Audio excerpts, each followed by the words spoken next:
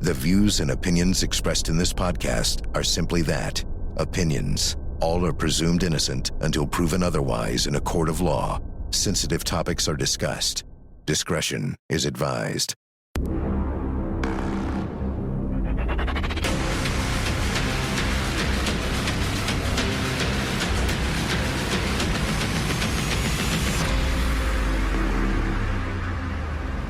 Good evening and welcome to Vinnie Politan Investigates. I'm Judge Ashley Willcott, filling in for Vinnie.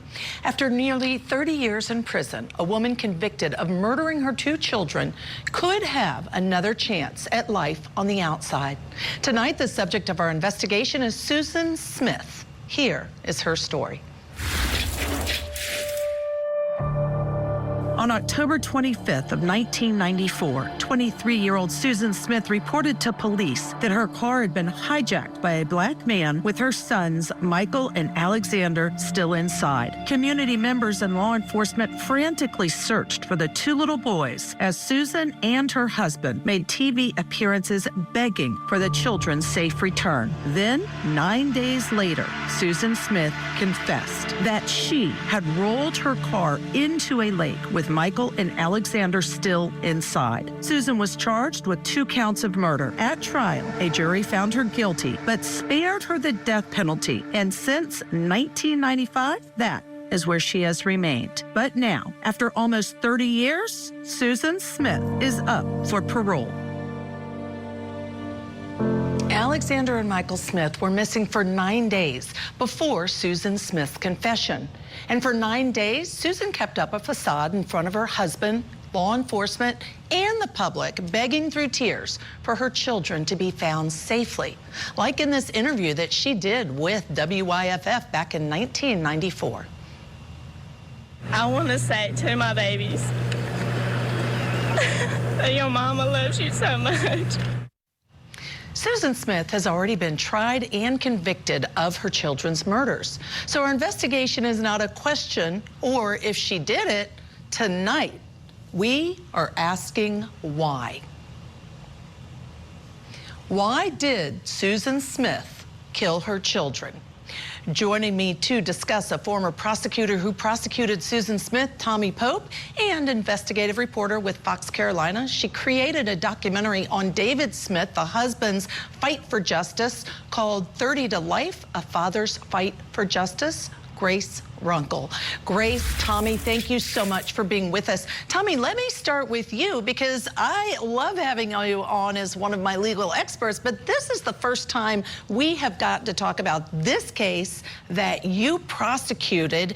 And let me just start with, how do you feel, what do you think when you hear that she's going to have a hearing to determine whether or not she'll be released on parole? You know, Judge, unfortunately, I sought the death penalty. I felt it was the appropriate penalty based on her crime, based on her conduct. I wanted her to face the same punishment the black man, if there had been a carjacker, would have faced. I wanted the same punishment if David Smith, the husband, had done it. Unfortunately, the jury chose to give life, and I respect that. But what ultimately happened, they weren't aware that 30 years later, you and I would be sitting here talking about her being eligible for parole. And so the jury thought she was going to jail for life. She was going to focus on Michael and Alex and you know, be remorseful for what she did. And we've seen by her conduct in prison, that's not the case.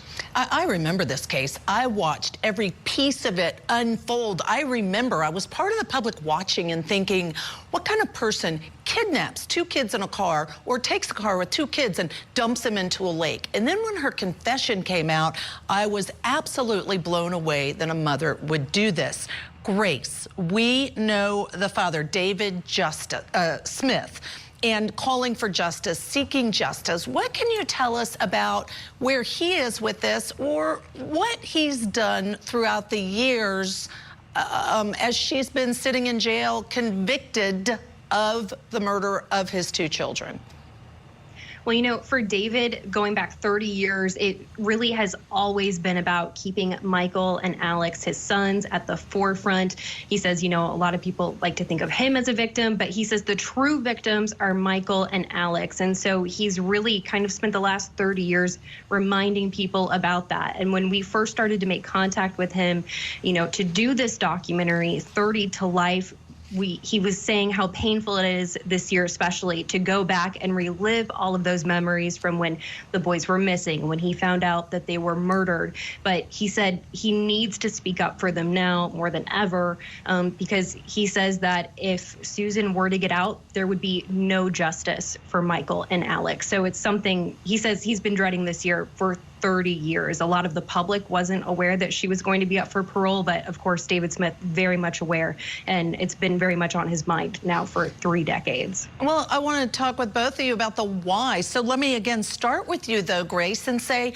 why? Why does David think she did this? Who does this? Who has their 2 children strapped in the back of a car and then rolls them into a lake for a really horrific death? What does he say about why she did this to their children? You know, I don't think David really knows why. I think that's the question that everyone still has about this case, why people keep going back to it. He did tell us that looking back, she had always been manipulative, going back from when they first met, and he thinks, you know, a lot of the 9-day search, a lot of what she did, obviously manipulating him and the public and law enforcement. I know that she was attempting to get a boyfriend back at the time who wrote infamously in a letter that he did not want kids. That, of course, I know Tommy can speak more to that, but the state argued very much weighing on her as to why she made this decision. But he also said that when he first spoke with Susan after she was arrested in Colombia when she was behind bars, he said that she apologized and that he still to this day does not think that she meant that apology. So as to why, I think he's still looking for that answer too. All right, so Tommy, you and I have talked pretty frequently about the fact that motive is not an element of a crime. You don't have to know why.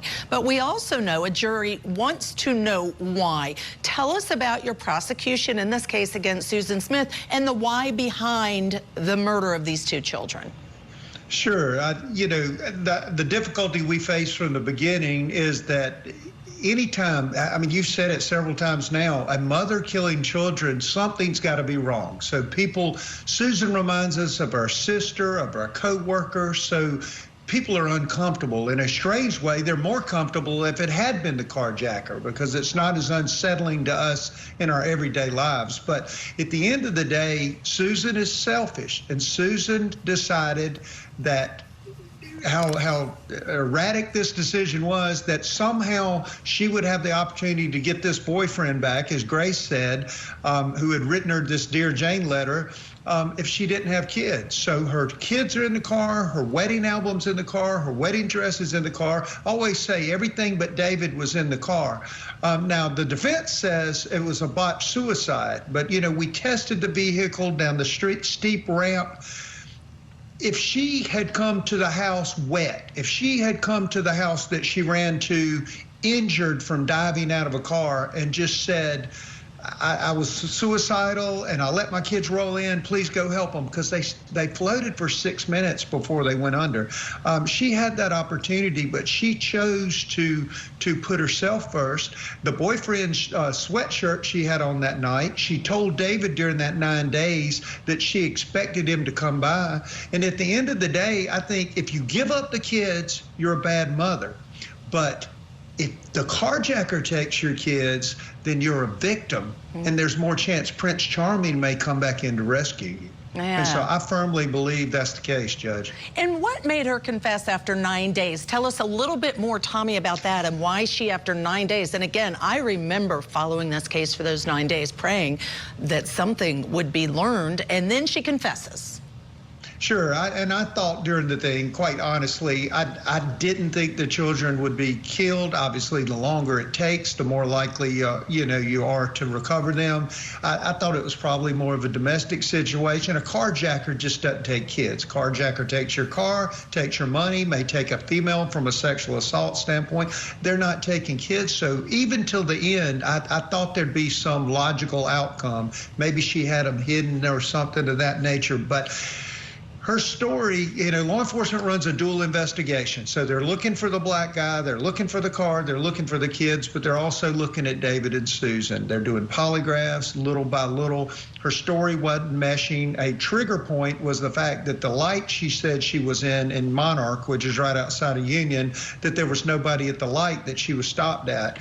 That light would not be red but for a car being at the intersection. So they pursued that with her and said, could it have been somewhere else? And she flips and says, oh yeah, it was somewhere else. And so, it started unraveling. But I'll tell you, the media involvement, the media pressure, she went from enjoying the media and basking in the attention to not wanting to even do it. And the family's going, what do you mean you're not going to do it? We've got to find the kids. So when she, near the end, media like yourself started asking her some hard questions, and I think ultimately it broke her.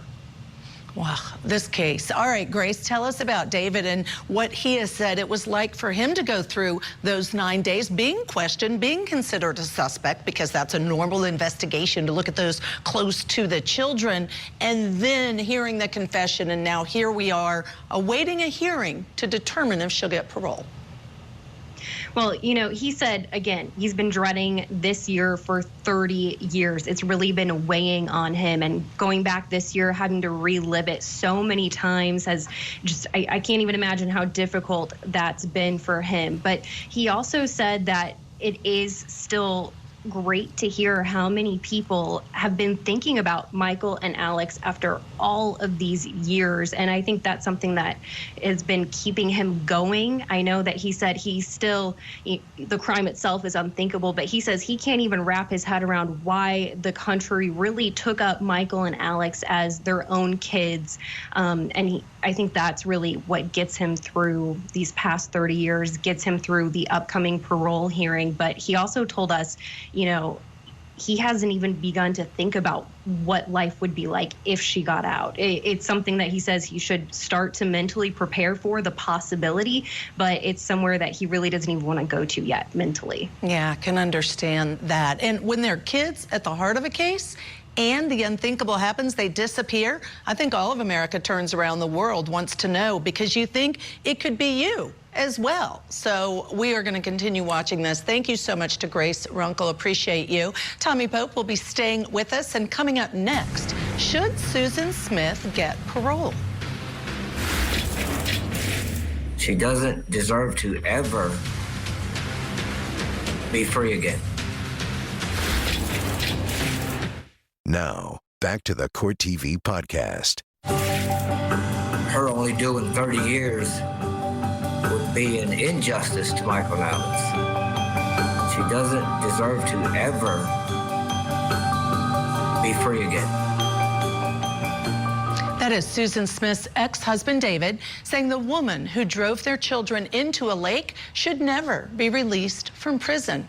When the children were reported missing, David stood by his wife even when police were beginning to question her. Take a look at this interview the couple did with WYFF in 1994.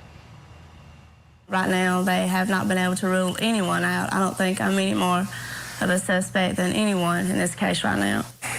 It's very painful to know that anyone would think that either of us had anything to do with this abduction of our children. David spoke to our Court TV anchor Julie Grant at length, and he said as he looks back on that time in his life, he doesn't remember seeing any red flags from Susan. I can look back now and see things that should have been red flags to me at the time, but at the time, Julie, I just wanted Michael and Alex back.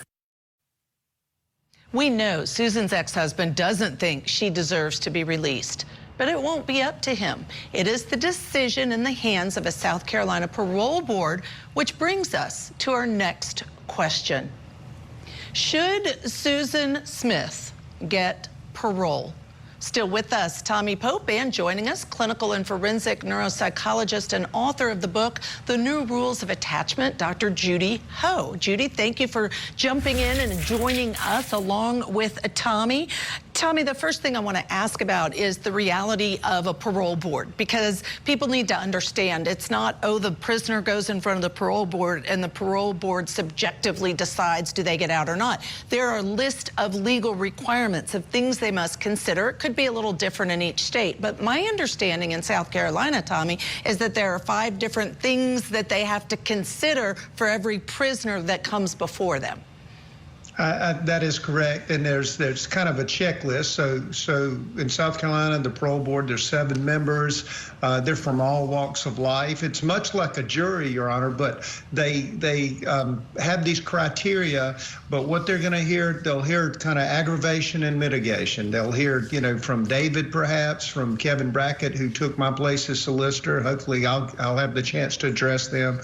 They'll hear from Susan and anyone that chooses to speak on her behalf. And then the criteria are things like the behavior in prison, the nature of the crime, the threat of the future bad behavior, things of that nature. And, Susan's case is unique. I think, I've had worse cases, as far as prison behavior. I've had inmates who killed other inmates when they were in. And so her conduct really, to me, ties more into the jury believing that she was going to spend the rest of her life in prison and she was going to spend the rest of her time thinking about Michael and Alex. And what we know now is that the jury didn't know is she doesn't necessarily have to spend the rest of time in prison, and she's been focused on herself, sex with the guards, the social media aspects, she's got sugar daddies now that want to take care of her as soon as she gets out, and then recently contact with the producer trying to work out some form of benefit for the nature of her crime.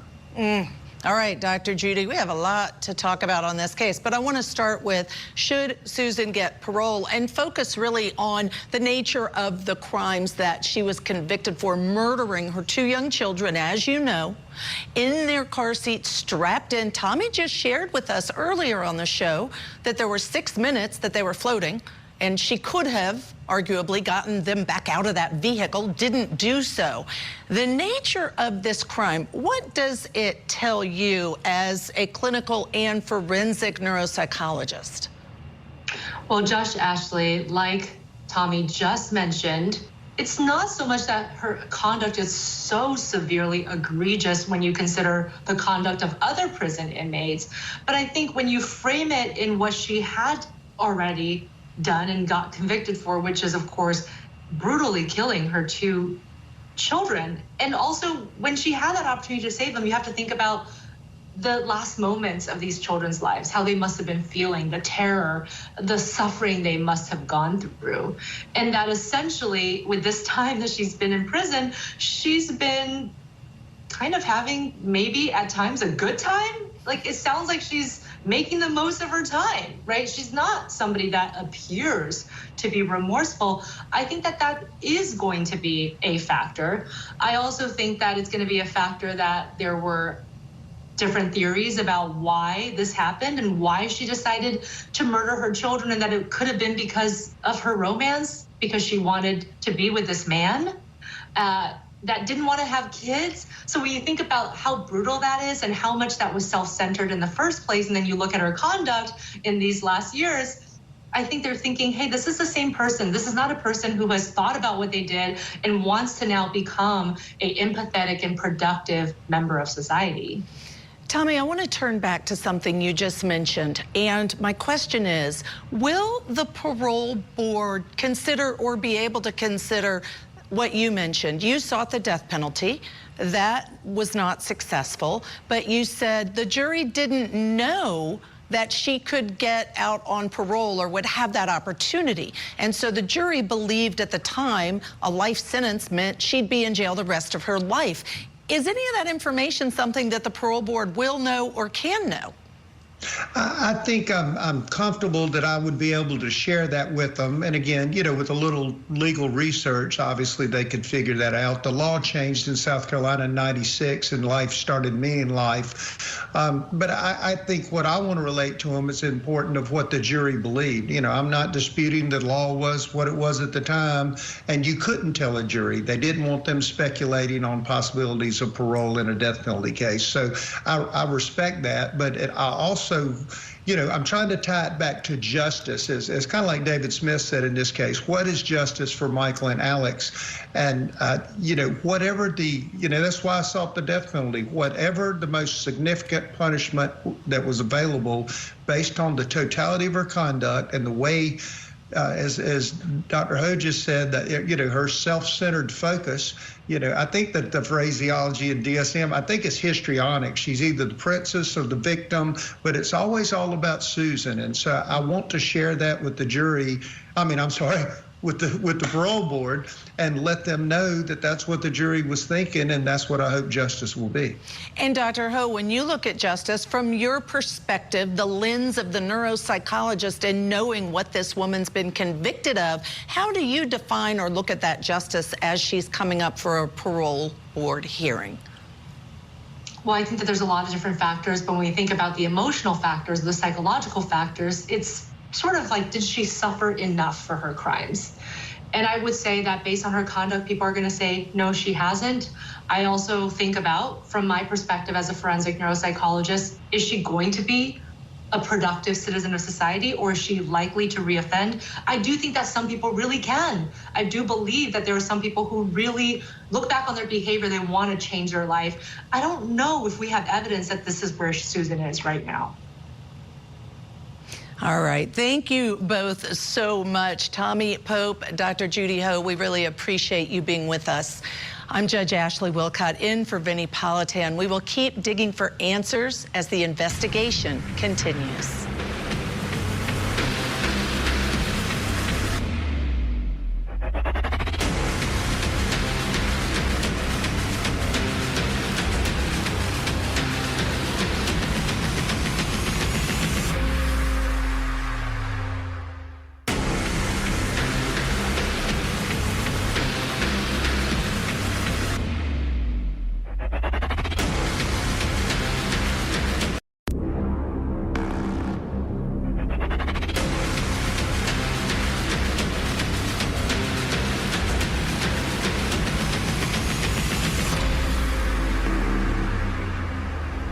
It has been 30 years since 3-year-old Michael Smith and 14-month-old Alexander Smith tragically lost their lives at the hands of their own mother.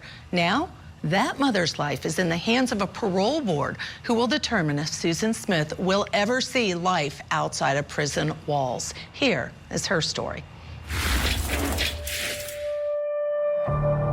On October 25th of 1994, 23-year-old Susan Smith reported to police that her car had been hijacked with her sons Michael and Alexander still inside. Then, 9 days later, Susan Smith confessed that she had rolled her car into a lake with her children strapped to their seats. At trial, a jury found her guilty of 2 counts of murder, and she was sentenced to 30 years to life in prison. Now, Susan Smith has a chance at freedom as her day in front of a South Carolina parole board approaches.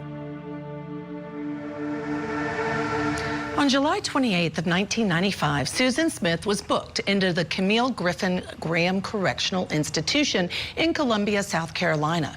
5 years later, Susan Smith would tell prison administrators she had sex 4 times on prison grounds with 50-year-old prison guard Houston Cagle. Cagle pleaded guilty and served his own prison sentence for that crime. And then, the following year, prison captain Alfred Rowe confessed to having sex with Smith, and he was then sentenced to 5 years probation. Alfred Rowe joined Ashley Banfield on News Nation and discussed his affair with Susan Smith. I don't know how I allowed it to happen. I guess being young, never being around that many women before, and then being basically locked up just like they were for 12 hours a day, I just fell into her sweet talk and manipulation, her cool demeanor, I guess.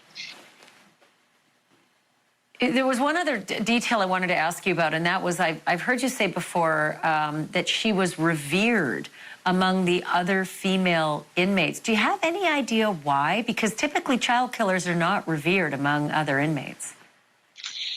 Yeah, that was a puzzle to me too. But she didn't have any enemies. Nobody hated her. Nobody really disliked her. She had a small following of people that anytime you saw Susan, you would see those people right there with her. On September 25th of 2000, Smith was transferred to the Leith Correctional Institution in Greenwood, and that's where she has remained. And that brings up our question. What else do we know about Susan Smith's life in prison? Joining us to discuss, prison consultant, director, and founder of Wall Street Consultants, and the author of the book Lies My Lawyer Told Me, Larry Levine, and criminal defense attorney in South Carolina, John Mobley. Thank you both for being with us. I want to give a little more context before we discuss. Since being transferred to the institution, Smith has racked up a number of disciplinary sanctions. According to her inmate record, she has had the following sanctions since being at Leith. In 2024, communication with a victim and or a witness of a crime. 2015, use or possession of narcotics, marijuana, or unauthorized drugs. 2012, unauthorized use of an inmate's PIN, that's a personal identification number. 2010, mutilation. 2010, use or possession of narcotics, marijuana, or unauthorized drug. 2010, use of possession of narcotics, marijuana, or unauthorized drug. And then an incident report about Smith's most recent disciplinary sanction reads, inmate Smith has been using this system to communicate with a news reporter journalist. The conversations clearly discuss conducting an interview and even filming for a documentary and ways to get paid for it. The media person involved in these calls has deposited money into inmate Smith's account for calls and canteen. All right, let us stop there. John, let me start with you, please, if I could. Okay, so at the end of the day, these are minor infractions. It is true some people in prison might kill another person while they're in prison. She has not done anything rising to that level. But what does it say to you, John, that she's got all these different violations? Does that affect whether or not she should get out on parole?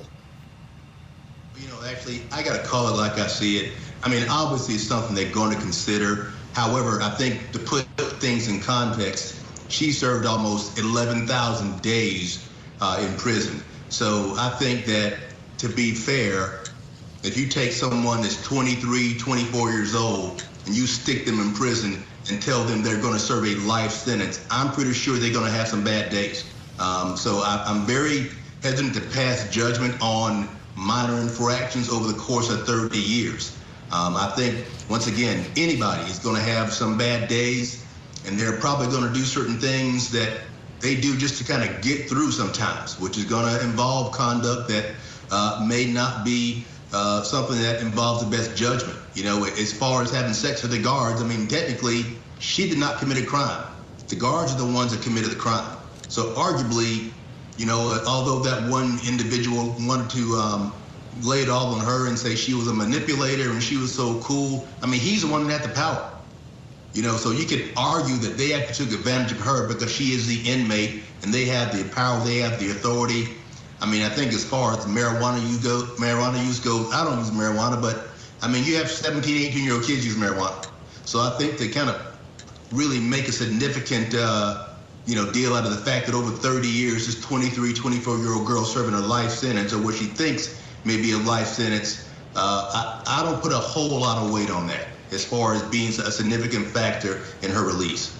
Yeah, and I will say this, if people want to know what it's like in prison, it's just like it is outside of prison in terms of the things available to prisoners, things that happen in prison, the drugs, the sex, all of these things. Yeah, they happen there. Larry, weigh in and also talk to me about this, because the reality is some of these infractions, I read through what happened to her as a result. And again, these aren't criminal charges, but rather infractions while she's serving her life sentence. And some of these things resulted in 6 months with no telephone telephone privileges. 6 months. And you might think that would be enough to make a person say, I'm not going to do that again, because 6 months without telephone privileges arguably is a pretty severe consequence. But weigh in on this, Larry. I agree with a lot with what the lawyer had to say. Okay, someone who's serving essentially a life sentence, they have nothing. You look at the people that will kill other inmates, beat other inmates up, commit assault, they have nothing to lose. What difference does it make? She knows or believes she's never getting out, so she is doing whatever she can to survive. But on the other hand, she also knows the policy. She knows the policy very well. She's been there for 30 years. And I think that if they let her go, and I'm not taking sides either way, I did 10 years myself in 11 different prisons. But I think it would set an example to the other inmates. Well, gee, you could go and kill people. You could kill your children, come to prison, violate any policies you want, and then you become parole eligible. I think the Mendez brothers are probably closer. Well, I don't know if they're going to get parole or not, but at least they complied with prison policy. Remember, somebody who's getting parole, they're still under arrest. If you violate parole, they can just grab you back up, bring you back in. They don't have to arrest you. She's already shown that she cannot follow policy. So there's a likelihood is that she may get violated rather quickly and come back in. I mean, who knows what she's going to do? She's not mentally stable. She didn't get any better while. I mean, a stable, normal person doesn't go and kill two of their kids. Yeah, and I'm going to come back to... She's not going to make it on the outside. And I'm going to come back to that legal point with you, John, in just a moment, the actual crime she committed. But while we're talking, let me ask you, Larry, one more thing. And what is it like? You're a prison consultant. What might it be like for her having killed children? That's the worst thing you can do from what you hear, and then going to prison for that crime, that conviction, those murders. What must it be like for her? Okay, two people are the most hated kind of people in performance, the rats. No one wants to do anything with them, associate with them. And then people that like to play with kids, chomos, child molesters. I mean, she killed kids. She's not in a men's prison. If she was in a men's prison, somebody probably would have stuck her and killed her by now. You know, it's a bunch of women. You're not going to have the same type of environment that you're going to have in a men's prison. I'm sure she's made some friends since she's been in there. Probably other lifers, people that have an out date, they're getting out eventually, I would tend to say want nothing to do with her. I mean, she's not a well-liked inmate. And as far as having sex with the guard, the correctional officer, she knew that was against policy. She knew everything she was doing against policy. We're not talking about some kid here. She's doing what she has to do to survive, but she has a history of breaking policy. And that's not going to play favorably with any type. All right, John. At all. And John, we know that she's had a number of different jobs while she's been in prison: library helper, landscape laborer, food service aide, et cetera, et cetera. And does that, in your mind, make a difference for she's doing those jobs? Does that mean necessarily she's going to go out and, if she's out on parole, actually start working and doing jobs like this? No, I mean, it doesn't mean that at all. I mean, she's got to do something in prison. Everybody does. And I think she's going to have a hard time getting hired by anybody. I think what will be a significant factor in her favor is if at the parole hearing, there are potential employers that are willing to give statements or sign affidavits and or testify that once she is released, she will have a place to work. You know, whenever I have a client and I'm trying to persuade a judge to let them out on parole, give them probation, or something like that, what I like to demonstrate is that once they leave and they transition to the real world outside of prison, they're going to have some structure, a place to live, someone's going to hire them, because those factors, that structure, that stability, maybe it's a family network of friends and family, that is going to make it less likely for them to reoffend. But if someone has been in prison for their entire adult life, They really have forgotten how to function in the outside world. And when they transition to the outside world, if they don't have a job, if they don't have some kind of family support, they're going to go right back committing the same crimes that they did that led them to prison in the first place. And I see Larry nodding along. Thank you so much, Larry. We always appreciate hearing from you. John's going to stay with me. Still to come, what is going to happen at the parole hearing? In my capabilities, I'm going to do everything in my power to make sure you stay behind bars. The Court TV podcast will return.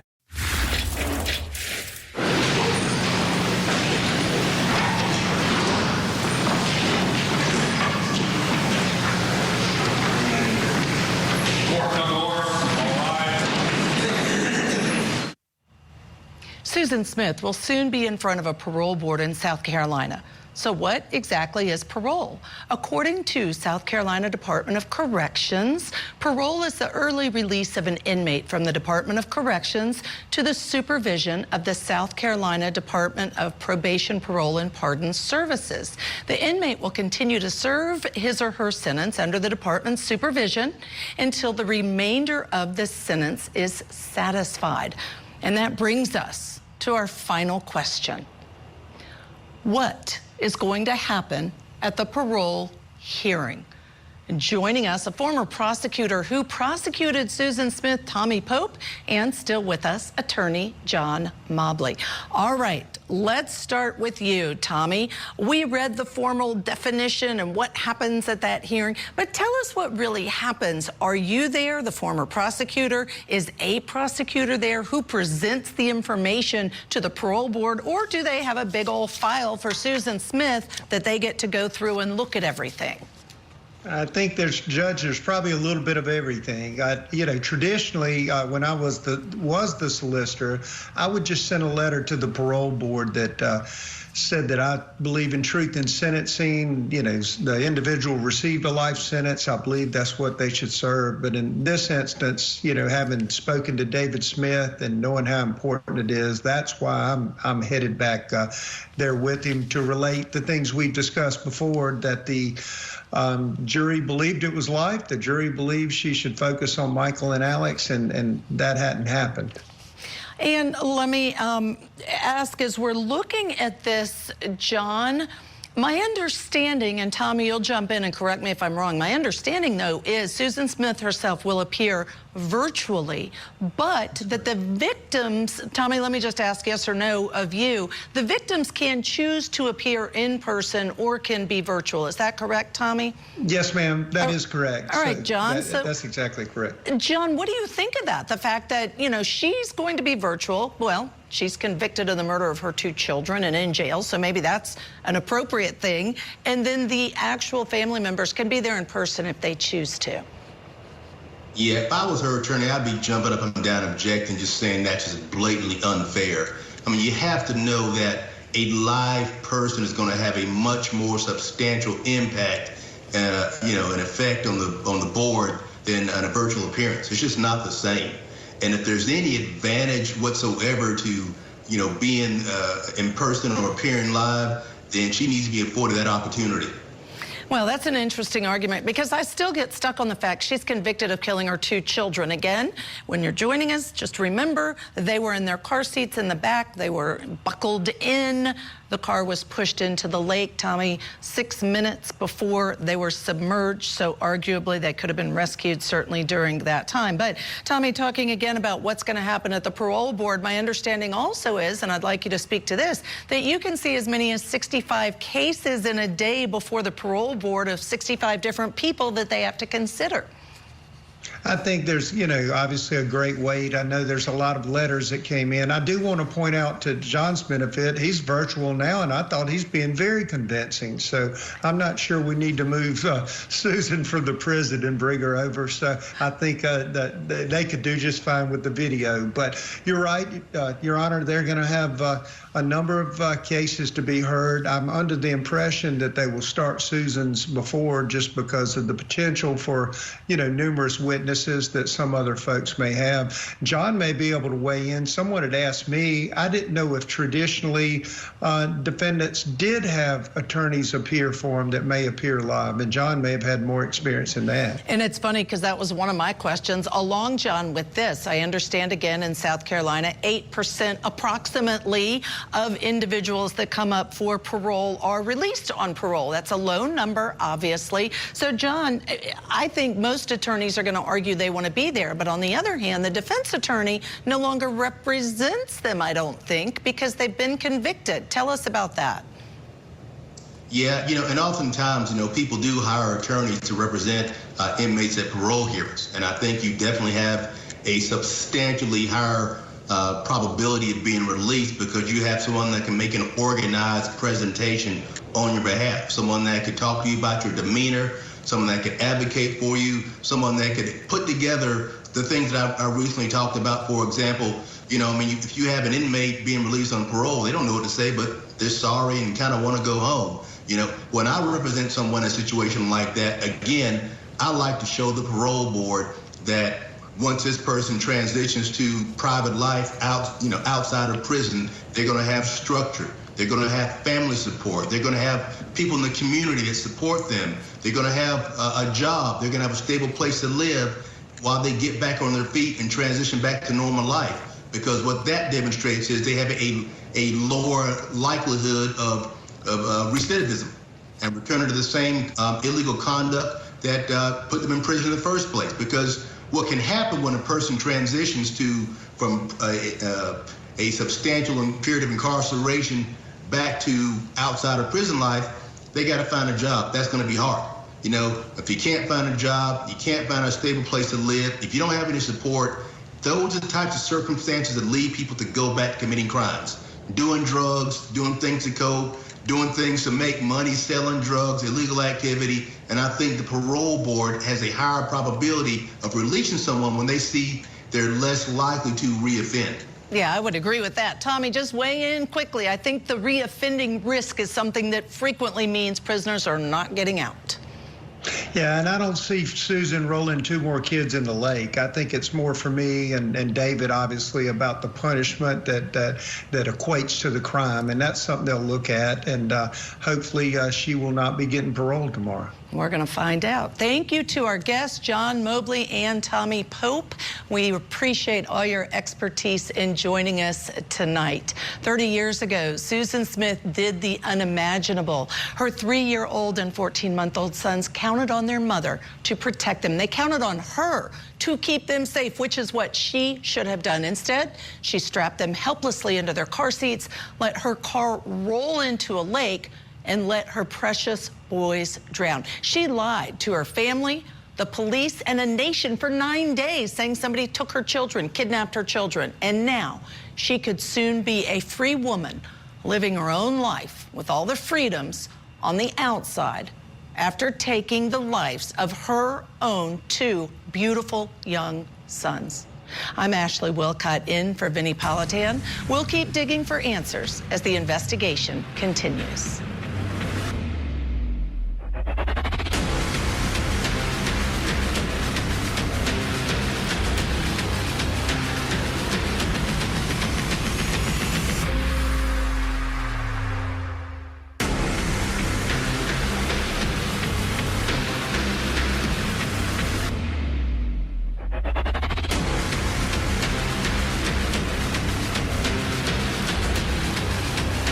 There you have it. If you want to see more in-depth reporting on the latest true crime stories, you can see me every weeknight, 8 p.m. Eastern on Closing Arguments. Thank you so much for downloading. And as always, please don't forget to hug the kids. This podcast is a production of Court TV. Go to CourtTV.com for more content, trials on demand, and to find out how to watch Court TV in your area.